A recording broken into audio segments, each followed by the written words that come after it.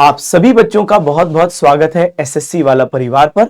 बेटा 10 का दम वीडियो सीरीज में भी आपका स्वागत है, जहां पर यह प्रयास रहता है कि कम समय में आपको किसी टॉपिक पर संपूर्ण जो ज्ञान है, जो एग्जाम ओरिएंटेड जो चीजें हैं जो उस टॉपिक से संबंधित, वो आपको बताई जाए। तो भाई इस सीरीज में आज हमारा जो टॉपिक है वो है खिलजी वंश या खिलजी डायनेस्टी। इससे पहले गुलाम वंश पर एक आपके पास वीडियो ऑलरेडी मौजूद है, आप उसको भी देख सकते हैं। और गुलाम वंश के बाद आज हम कर रहे हैं खिलजी वंश। तो भाई बिना किसी डिले के शुरू करेंगे। ये पीडीएफ आपको इस सेशन की हिस्ट्री बाय मयूर सर नाम के टेलीग्राम ग्रुप पे मिलेगी। आप टेलीग्राम पर सर्च कर सकते हैं, वरना क्यूआर कोड स्कैन करके जुड़ सकते हैं। भाई लास्ट क्लास में हमने देखा सबसे पहले दिल्ली सल्तनत जो है वो 1206 से 1526 तक रहेगी। और बेटा इस लंबे टाइम पीरियड पे 5 वंश, 5 फैमिलीज आएंगे जो शासन करेंगे। तो भाई दिल्ली सल्तनत जो है 1206 से 1526 और इसमें 5 फैमिलीज रूल करेंगी। सबसे पहले गुलाम वंश या स्लेव डायनेस्टी, ये 1206 से 1290 के बीच में रूल करते हैं। और इनके बाद आज हम पढ़ने वाले हैं खिलजी वंश 1290 से 1320। ये सबसे शॉर्टेस्ट टाइम पीरियड है।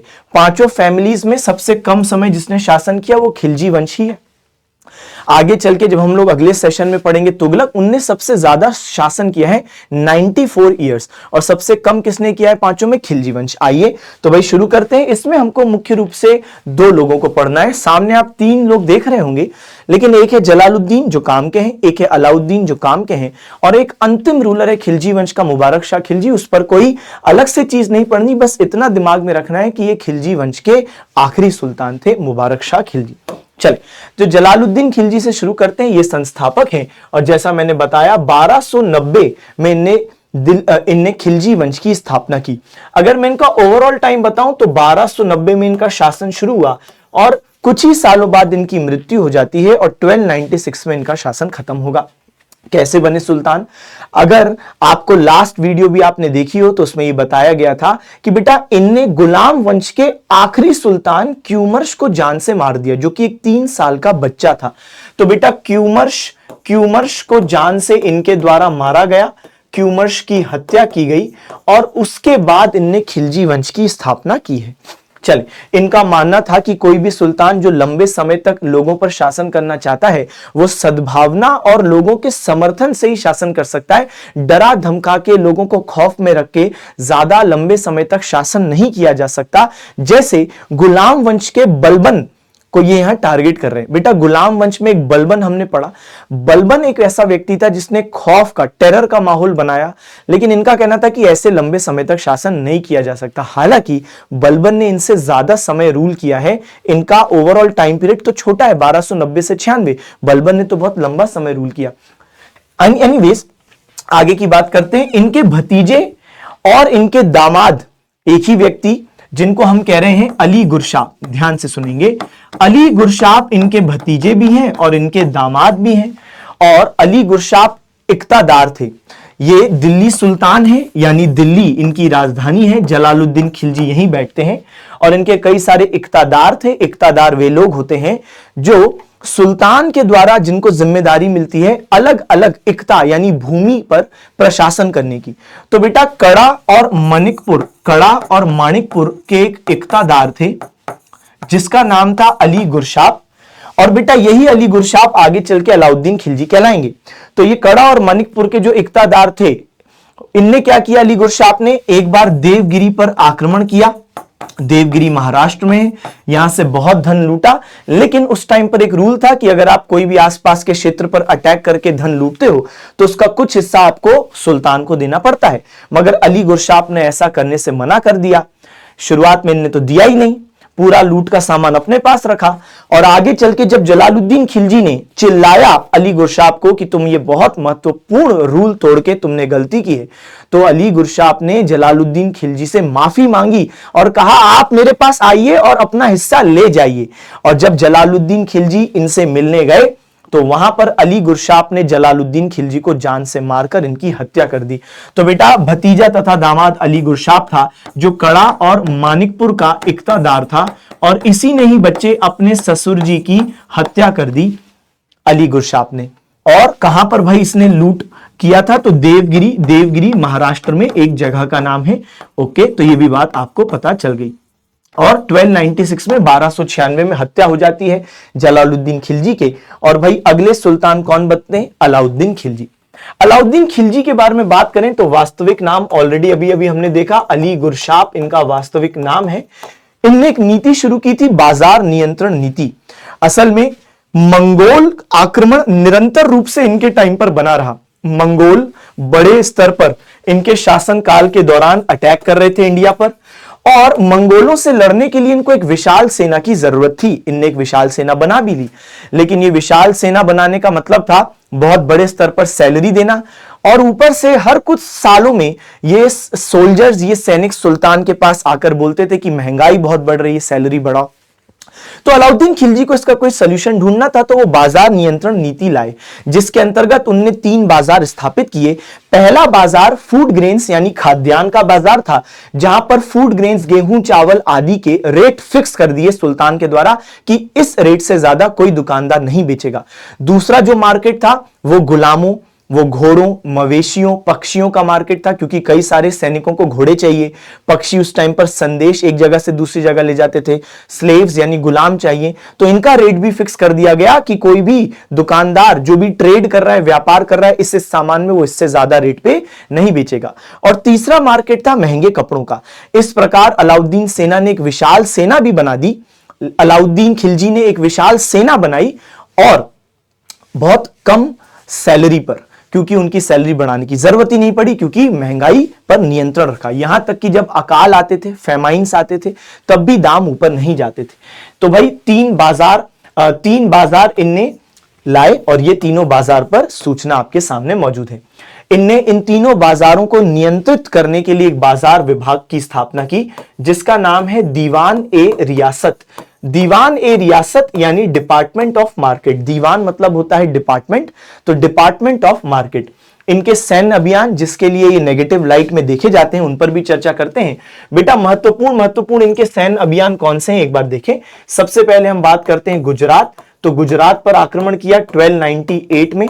इसी आक्रमण के दौरान अलाउद्दीन खिलजी की सेना को मलिक काफूर हाथ लगा। मलिक काफूर जो कि एक गुलाम था, मलिक काफूर 1000 दीनारी कहलाता है, क्योंकि ये अपने मालिक द्वारा 1000 दीनार में खरीदा गया था, इसलिए इसको 1000 दीनार कहते हैं।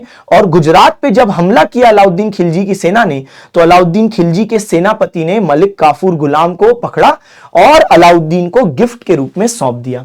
एनीवेज, गुजरात 1298। गुजरात के बेटा जो रूलर थे उनका नाम था कर्णदेव, और ये बघेल वंश के थे। क्या नाम था इनका? कर्णदेव। इनका नाम था कर्णदेव, और ये बघेल या वाघेला वंश से संबंधित थे। नेक्स्ट बात करें भाई, गुजरात के अलावा रणथंबोर। भाई रणथंबोर पर अटैक हुआ, और अलाउद्दीन खिलजी ने रणथंबोर के जो हेड थे हमीर देव, उन पर अटैक किया। हमीर देव की पत्नी रंगा देवी एवं अन्य स्त्रियों ने जौहर परफॉर्म किया, जो कि सबसे पहला एविडेंस जो हमको मिलता है जौहर का इंडिया में से, वो यहीं से मिलता है। क्योंकि अलाउद्दीन खिलजी के साथ एक व्यक्ति, एक विद्वान गए थे, अमीर खुसरो। उन्होंने अपनी किताब में लिखा है कि जब मैं रणथंबोर अभियान में गया तो वहां पर कई महिलाओं ने जौहर परफॉर्म किया। तो बेटा रणथंबोर में जौहर यानी कई महिलाओं द्वारा ये सेरेमनी परफॉर्म की जाती है।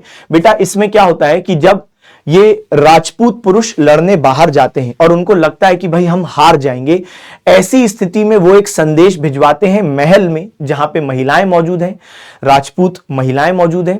और जब महिलाओं को ये संदेश दिया जाता है कि हार सकते हैं, तब महिलाएं ग्रुप में आग में अपने आप को सौंप देती हैं, ताकि दुश्मन के हाथों में ना आए, अपने स्वाभिमान की रक्षा के लिए। तो इसी को हम लोग कहते हैं जौहर। तो भाई जौहर परफॉर्म किया। इसके अलावा बच्चे मेवाड़ पर अटैक किया 1303 में। यहीं पर जो मेवाड़ के राजा हैं जिनका नाम है रावल रतन सिंह, तो भाई रावल रतन सिंह ये मेवाड़ के हेड, इन पर अटैक हुआ। और इन्हीं की पत्नी है भाई रानी पद्मिनी, और जिन्होंने भी जौहर परफॉर्म किया। तो जौहर आपने निश्चित रूप से देखा होगा, कहीं ना कहीं सुना होगा। तो बच्चे जौहर इन्होंने भी परफॉर्म किया, लेकिन सबसे पहले रंगा देवी ने परफॉर्म किया था जो हमीर देव, जो रणथंभौर के राजा थे, उनकी पत्नी थी। तो भाई मेवाड़ रावल रतन सिंह और रानी पद्मिनी भी यहीं से संबंधित। चले भाई नेक्स्ट बात पर आते हैं बच्चे। इसके अलावा मालवा पर अटैक किया गया इनके द्वारा। कब? तो इनके द्वारा 1305 में मालवा पर अटैक किया गया। और बच्चे अंत में जालौर जो कि राजस्थान में है, इस पे अटैक किया गया 1311। तो ये कुछ मुख्य अभियान है किसके? अलाउद्दीन खिलजी के। जौहर का पहला विवरण भाई रणथंभौर में प्राप्त होता है, जो हमने पहले भी डिस्कस किया। तो भाई रणथंभौर में जौहर का पहला जो विवरण है भाई वो प्राप्त होता है हमको। ठीक है, तो भाई वो प्राप्त होता है हमको। इसको हम लोग सही कर लें भाई, यहां से एक बिंदी एक्स्ट्रा जो लग गई इसको हटा देते। चल, तो नेक्स्ट बात पर अब हम लोग भाई तेजी से चर्चा करेंगे। ये भी हमने देख लिया। अपनी सैन्य व्यवस्था को सशक्त बनाने के लिए अलाउद्दीन ने किस व्यवस्था को शुरू किया? बेटा अलाउद्दीन ने दाग तथा चेहरा व्यवस्था को शुरू किया। असल में होता क्या था, अलाउद्दीन खुद एक इक्तादार रह चुका था, उसको मालूम है कि भाई किस तरीके से इक्तादार भ्रष्टाचार करते हैं, और कई बार सुल्तान को ज्यादा खर्चा दिखाते हैं कि हमारा ज्यादा सेना बनाने में खर्चा हो गया, जबकि इतना खर्चा नहीं होता था। तो ऐसी स्थिति में सुल्तान ने सर्वे करना शुरू किया कि भाई जितने आप घोड़े और घुड़सवार हमको बताते हो कि आपके पास हैं, उतने हैं भी कि बस नाम का ही खर्चा दिखा रहे हो और अपनी जेब में पैसा रख रहे हो। लेकिन जब भी सर्वे होता था तो इक्तादारों ने इसका भी तोड़ निकाल लिया। इक्तादार सर्वे वाले दिन बगल के इक्तादार से घोड़े और घुड़सवार कुछ उधार लेके अपने पास दिखा देते थे। तो कुछ तो खुद के पास होते थे और खुद अपने पास के लोगों से, पास के इक्तादार मित्रों से ले लेते थे और अपने पास घोड़े और घुड़सवार दिखा देते थे कि देखो भाई हमारे पास इतने घोड़े घुड़सवार हैं। तो अलाउद्दीन खिलजी ने दाग और चेहरा सिस्टम शुरू किया, जहां पर उसने सर्वे के दिन घोड़ों को दागने की प्रथा शुरू की। यानी जिस दिन सर्वे होगा उस दिन जो भी इक्तादार के यहां सर्वे चल रहा है उसके घोड़ों को एक विशेष सिंबल से दाग दिया जाएगा। और हर इक्तादार का सिंबल अलग होता था। जैसे एक इक्तादार है, उसको सिंबल दिया गया एक्स, तो उसके सारे घोड़ों पर एक्स लगाया जाएगा। तो जाहिर सी बात है अब ये घोड़े किसी दूसरे इक्तादार के कोई काम के नहीं है, क्योंकि इन पे तो ऑलरेडी एक सिंबल लग चुका है। तो इस प्रकार इसने भ्रष्टाचार पर रोक लगाई, दाग और चेहरा सिस्टम शुरू किया। नेक्स्ट बात करें, राजा कोई रिश्तेदारी नहीं जानता, यह विचार भी अलाउद्दीन खिलजी का था।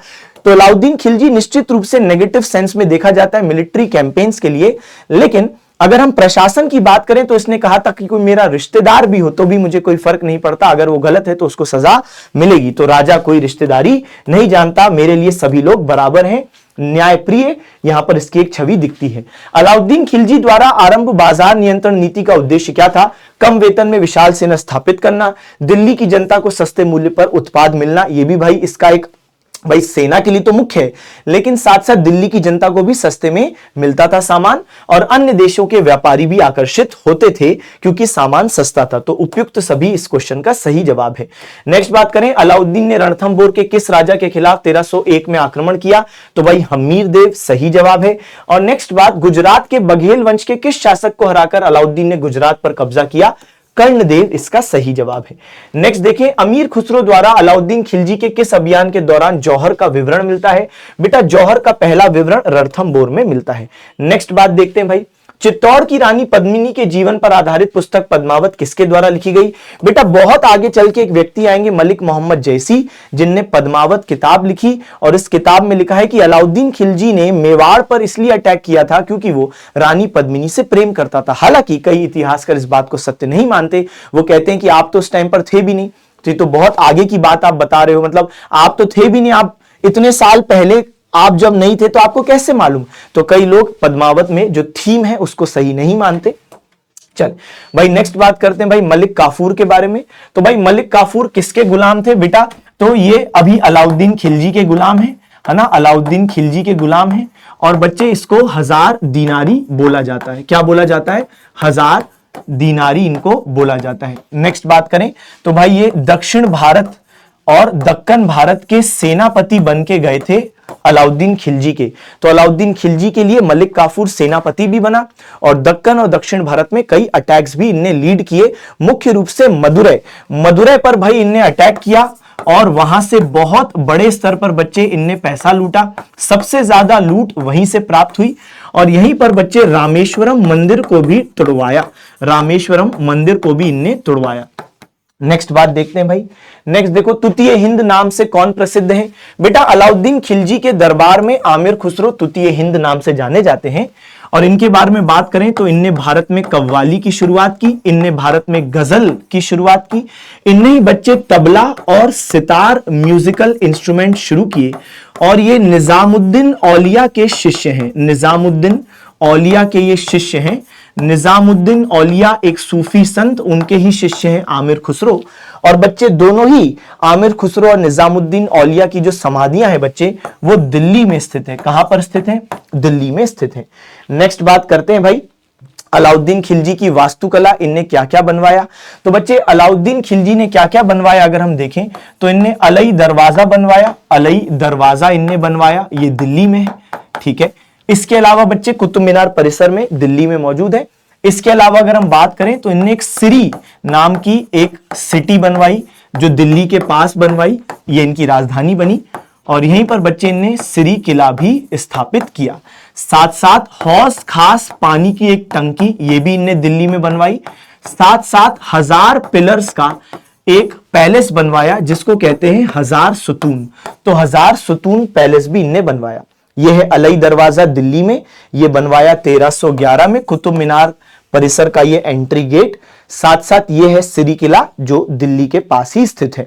नेक्स्ट बात करें, अलाउद्दीन खिलजी ने कुतुब मीनार परिसर के लिए किस प्रवेश द्वार का निर्माण करवाया। तो अलई दरवाजा एकदम सही जवाब है। और भाई खिलजी वंश का अंतिम शासक कौन है? अलाउद्दीन खिलजी का बेटा मुबारक शाह खिलजी। ये बेटा रूल किया लेकिन इसकी भी फिर आगे चल के हत्या हो गई और आगे चल के तुगलक वंश की स्थापना हम पढ़ेंगे। भाई आज का आपके लिए होमवर्क क्या है? अलाउद्दीन खिलजी के दक्षिण भारत के अभियानों का सेनापति कौन था? जुल्फिकर खान, अब्दुल्ला उज़्बेक, मलिक काफूर, खुसरो खान, ये आपको बताना है। तो भाई इस क्लास को खत्म करते हैं। मुझे उम्मीद है आपको अच्छी लगी होगी class. Okay, thank you, tata, bye bye, see you again.